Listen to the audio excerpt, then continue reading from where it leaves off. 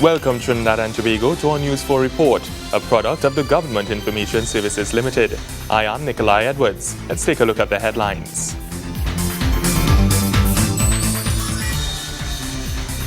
The Attorney General assures citizens that the Constitutional Amendment Bill 2014 promises better representation from elected MPs. The Senate agrees to establish a new Joint Select Committee to oversee legislative proposals for election campaign financial reform. And the Ministry of Food Production tackles the high food import bill with the opening of the Mayaro breeding unit and encouraging locals to rear more livestock. The Attorney General, Senator the Honourable Anand Ramlogan, says the Constitutional Amendment Bill 2014 will give citizens the level of representation they deserve while adhering to the constitutional norms of the country. He makes this declaration as debate continues in the Senate on the bill.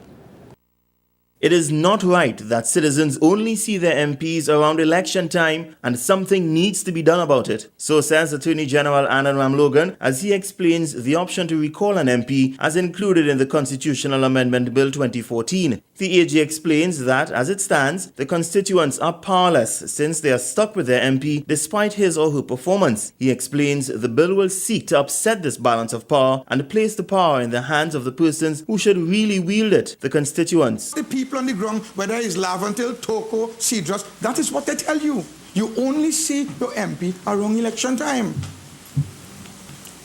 How do you treat with that? If the member of parliament knows that he's liable to be recalled, right now the people have no power over him. They are powerless in the face of his non-performance. They are saddled with him. He is superimposed and he's there for 5 years like a fixture. But the people are telling us, look, these fellas only come around election time. If you give that power of recall and you give that power to the people, then that member of parliament will be on his P's and Q's, he'll be on his toes, and there's a greater likelihood of the kind of performance and representation that people want. Senator Ramlogan says, contrary to reports, the bill does not contradict or violate the Constitution and its intentions in any way. The Attorney General says he has even sought advice from prominent English attorney Lord Michael Beloff, who specializes in administrative law, which includes lawmaking and regulatory matters. I went to Lord Beloff. Lord Beloff, in his advice, he said, and I quote, "I do not consider any of the proposed amendments to violate any fundamental constitutional norms, such as the separation of powers or the rule of law, nor is it at odds with the preamble of the Constitution. The mechanism for constitutional change is located," says Lord Beloff, "in section 54 of the Constitution. It empowers Parliament to alter any provisions of the Constitution by majority vote of both houses." The AG denies that the bill infringes on the rights of any citizens, particularly the right to vote. Using an illustration of a case he fought while in private practice, he says the courts have determined that the right to vote is not covered under Trinidad and Tobago's constitution. The right to freedom of political expression, I argued in the case of Derek Bain, the ultimate form of expressing one's political view is to vote. That was my case. I was the one who was arguing that the right to freedom of political expression ultimately meant that the articulation and demonstration of your right to freedom of political expression must obviously mean that I'm expressing a political view when I vote. And I said the right to vote is therefore protected under the Constitution. They said, no, it is not. And I have to abide by the law. I lost the case. I didn't get a chance, I said, to take it to the Privy Council. But that the declared law for Trinidad, for the Republic of Trinidad and Tobago, is that the Constitution does not give you that. So when people talk about taking away rights, and we need a special majority, I hope I'm clarifying with pinpoint precision that that cannot be correct. Gregory McBurney, News 4. The Upper House gave the go-ahead for the establishing of a Joint Select Committee for the oversight of election campaign funding.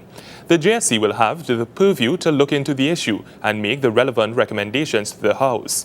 Leader of Government Business in the Senate, Senator Ganga Singh, provided the recommendations for selected members to be appointed. Mr. Vice President, having regard to correspondence received from this Honourable Speaker of the House of Representatives on Tuesday, August 19, 2014. I beg to move that the Senate agree to the establishment of a joint select committee to consider the legislative proposal entitled, quote, the Draft Houses of Parliament Service Authority Bill 2014, and further agree to appoint the following senators to serve with an equal number from the House of Representatives. Senator the Honorable Timothy Hamel-Smith, Senator the Honorable Anand Ramlogan, SC, Senator the Honorable Emmanuel George, Senator the Honorable Camille Robinson Regis, Senator the Honorable Elton Prescott, SC. Vice President of the Senate, James Lambert, presiding over the sit-in, then called on the House to give their approvals for the committee's establishment. Honorable Senators, the question is that the Senate agree to the establishment of a joint select committee to consider the legislative proposal entitled the Draft Houses of Parliament Service Authority Bill 2014 and further agree to appoint the following senators to serve with an equal number from the House of Representatives.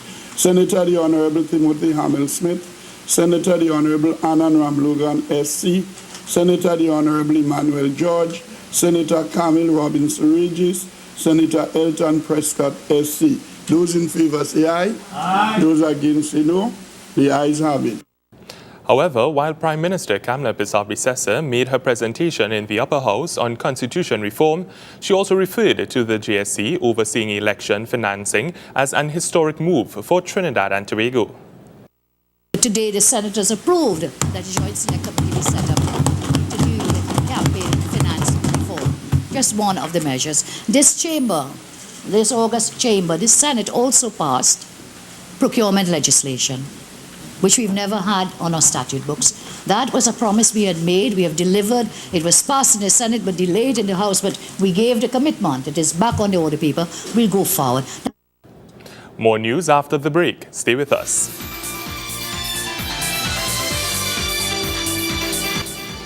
Welcome back. The Ministry of Food Production is encouraging persons to get involved in the rearing of livestock.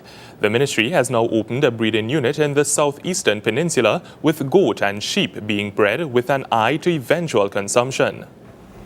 Food Production Minister, Senator the Honorable Devant Maharaj says the time has come to minimize the huge figure spent to import lamb and goat meat. He makes this statement as he officially opens the Mayaro breeding unit. The Food Production Minister insists he will continue to tackle the country's high food importation bill and says tackling the importation of meat is an effective method. The importation of meat, in particular lamb and goat, is among the top 10. So when the ministry was conceptualizing its Food Action Plan 2010-2015 or thereabouts, they recognized that we have to treat with this issue of livestock production in a very real, frontal way. And this Mayaro breeding unit here that we are commissioning is a manifestation of that action plan vision to treat with the shortage of livestock production in Trinidad and Tobago and the need for us to become weaned off our import of lamb and goat. He believes that once persons are aware of the financial benefits of rearing these animals, the industry can become a thriving one. I think there's no sure way to get young, old, middle-aged people involved than if we offer them an opportunity to make more money.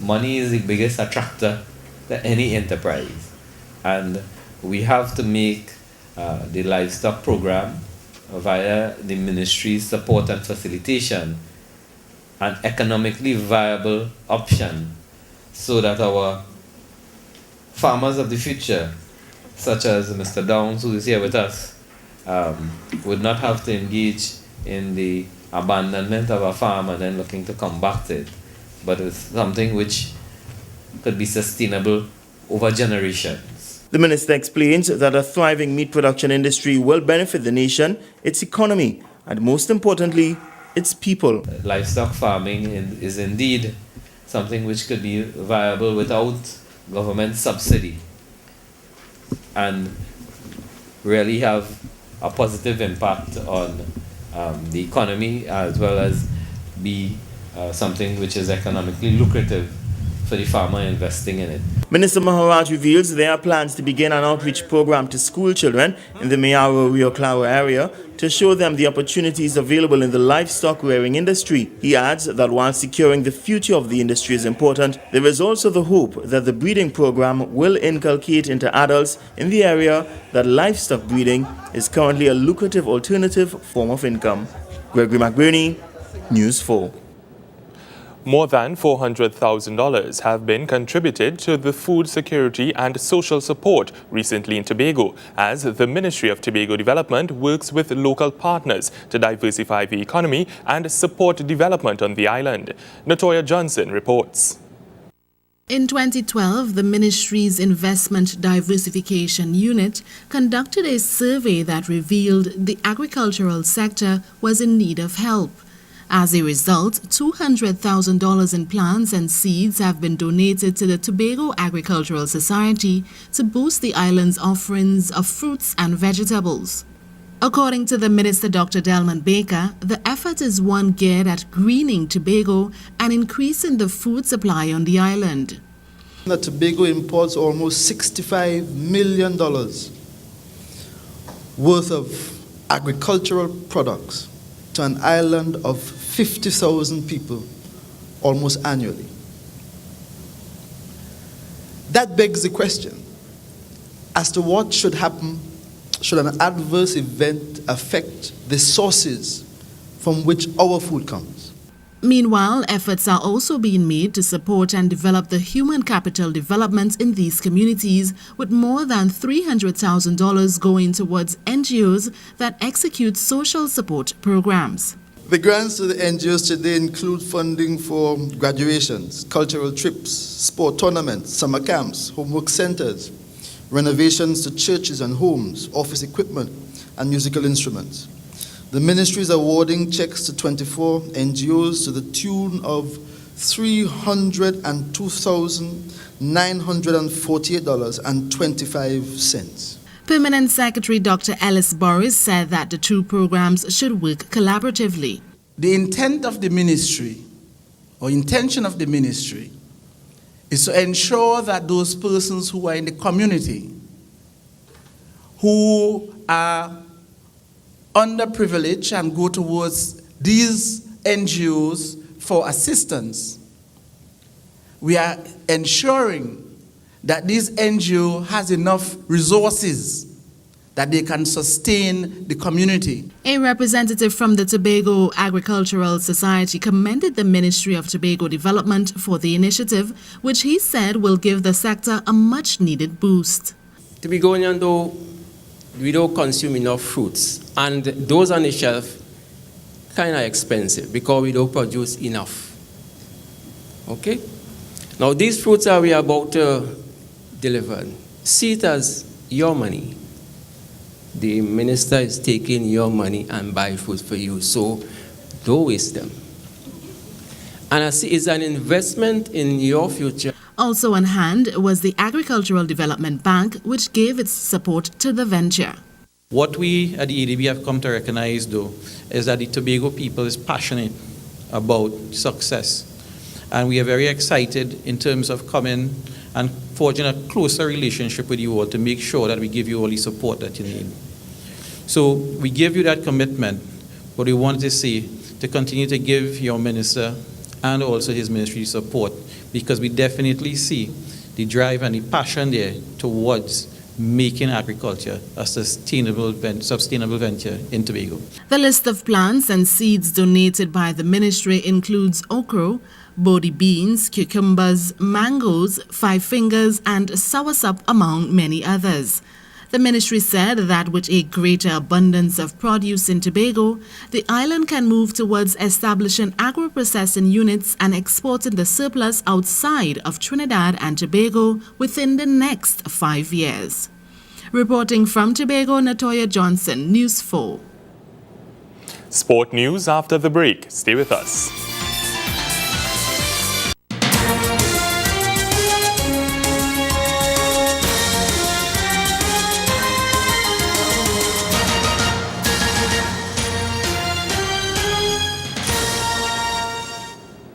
A familiar rivalry was renewed on Tuesday night when Trinidad and Tobago and Jamaica met in the final of the Women's Caribbean Cup. The climax of the Caribbean Football Union tournament took place at the Hazley Crawford Stadium in Port of Spain, and the News 4 Sports crew was there for a historic triumph. Here is Wayne Cunningham with the highlights. The final day of competition in the Caribbean Women's Cup began with a third-place playoff between Haiti and Martinique, with tournament finalists Trinidad and Tobago and Jamaica already assured of spots in the CONCACAF World Cup qualifiers. The real prize here was that coveted last and final CONCACAF berth. The Haitians opened their account first with this 15-minute strike from Kenzie Bobo. Wisleen Dolcine got the second item on the stroke of half-time when Martinique's goalkeeper, Cathy Balloon, mishandled what seemed to be a tame free kick. 2 minutes into the second half, it was 3-0. Bobo with her second as she finishes off the pass from Shannon Hudson. Despite being down 3-0, Martinique kept battling and pulled one back in the 65th minute through Kelly Brainer's deft chip over Geralda Saint-Toulouse in the Haitian goal. The Haitian reply was swift and deadly. Manichuka Pierre-Louis with a beauty from a tight angle.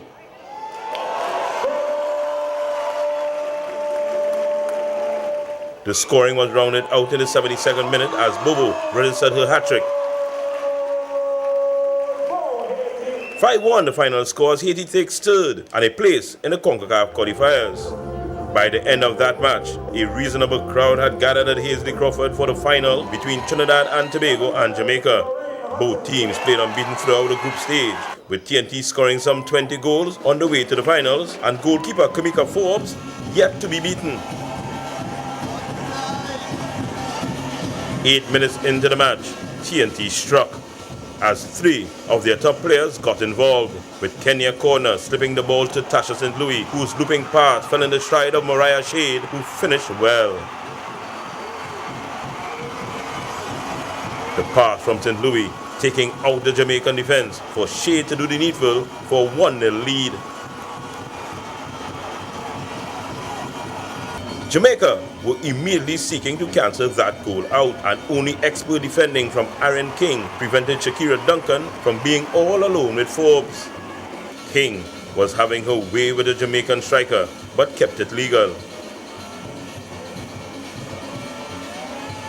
At the other end, St. Louis and Corner were occasionally splitting open the Jamaicans to create opportunities. Janine Francois just wide with a diving header at the end of this move. TNT were not planning to be content with just one, but it will have to be for the first half.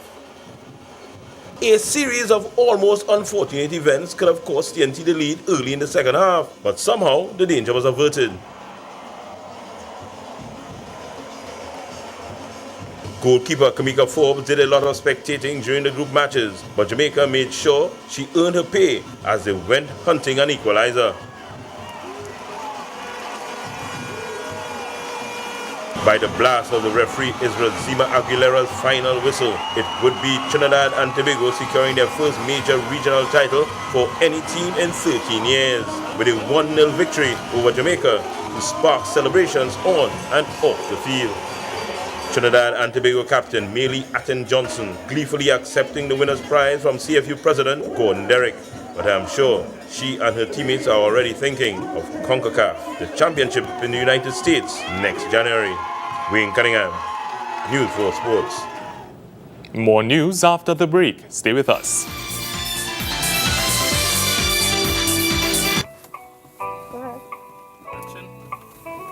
What are you doing? I'm not ready for that yet!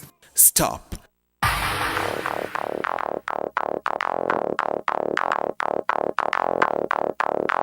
Stay calm. Start thinking. What are you doing? I'm not ready for that yet.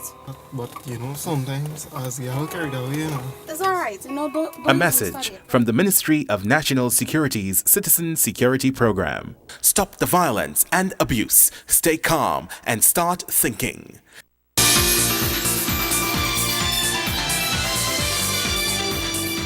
Thanks for staying with us.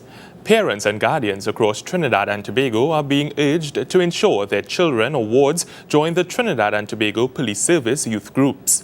According to the Acting Police Commissioner, Stephen Williams, the TTPS has gone on a major thrust, working with communities and with families to positively shape their minds and that of the youth. To date, there are close to 100 police youth groups in various communities across the country. This as the Trinidad and Tobago Police Service seeks to positively influence the minds of young citizens. The youth groups, which have become more active in recent years, accepts children from as early as 5 years old. At a recent community meeting in Caroni Central, Acting Commissioner of Police Stephen Williams urged parents to have their children join these youth groups in order to mold and shape them in a positive way. Acting Commissioner of Police Stephen Williams told parents if they do not want criminals in the future, then they need to work with their children from now. We're saying that the adults can be shaped from the young ones, and if we will not want the criminals in the future, we need to work with the young people today and into the future. And that's why we are going about the country, forming youth clubs, partnering with the community, asking parents, teachers, community support across the land, business sector to contribute towards improving the lives of our young people. More we work with the young people, better our society becomes. Also speaking at the community meeting was Central Division Head Senior Superintendent Johnny Abraham. Mr. Abraham advised parents to encourage their children to join the police youth groups, stating that this would be a positive investment in their future. Superintendent actually indicated that we have about 80-something youth clubs. Well, I am proud to be the leader of Central Division with 15 of those youth clubs. And I can safely tell you that your children is in good hands. No mistake about it. But we are targeting children from all walks of life. But most of the time we go to villages to invite children to join the youth clubs, you find that the children who are from good homes are the ones who take care of the challenges. And I want to urge all the parents to encourage their neighbors and other members of the community to bring out the children to the youth clubs. They have everything to gain, nothing to lose. Meantime, Dave Bahor from the Chickland Police Youth Group spoke of the positive impact the group has on the lives of its young members.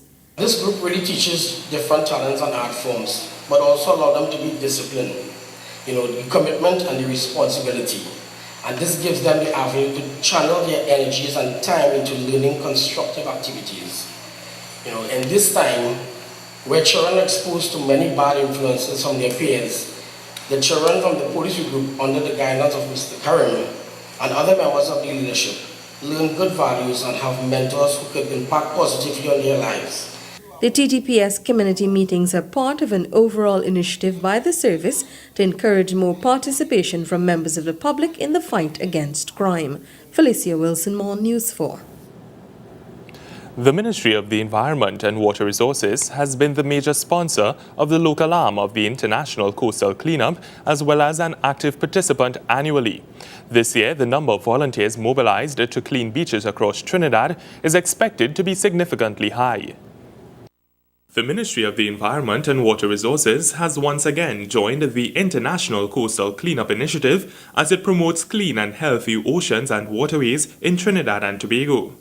This country has been an active participant of the ICC, and 2014 marks the country's 12th year of involvement. Further to this, the ICC marks its 20th anniversary of the ambitious and proactive initiative worldwide. The ICC is the world's largest volunteer effort to remove millions of pounds of discarded material and debris from oceans and waterways which arrive there from anthropogenic malpractices like littering.